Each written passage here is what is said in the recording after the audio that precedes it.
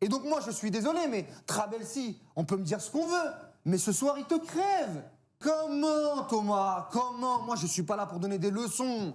Mais là, j'estime quand même que je pense que le pays entier,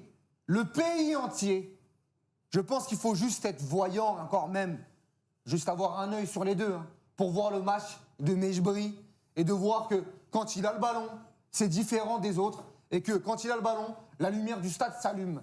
Et que même en termes d'intensité... En tout cas, la lumière de son équipe. Exactement. Et que en termes d'intensité, d'armes, de détermination... De finesse. De finesse, il est totalement différent des autres. Et il le sort. Alors apparemment, il le sort parce qu'il a un jaune. Mais qu'est-ce que t'as à perdre, Toto? Qu'est-ce que t'as à perdre ce soir, à partir du moment où t'es à 11 contre 10? T'es en supériorité numérique, mais qu'ils le prennent, le rouge Mejbri, j'en ai rien à cirer.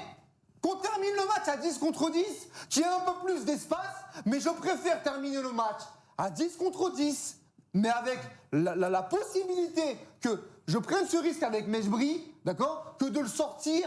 Parce que Mejbri, tu peux aller le voir et lui dire « Oh, Hannibal, t'es rayonnant, t'es énorme.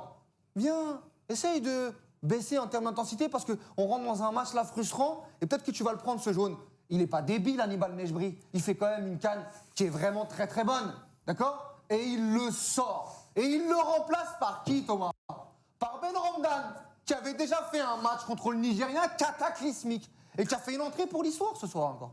Il a fait une entrée, mais ça a été un poids mort pour l'équipe.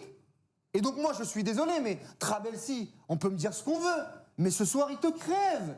Il te crève, et le continent africain n'a que ses yeux pour pleurer ce soir, parce que, enfin, en tout cas la Tunisie, parce que tu regardes, la faute est grossière, l'erreur est grossière.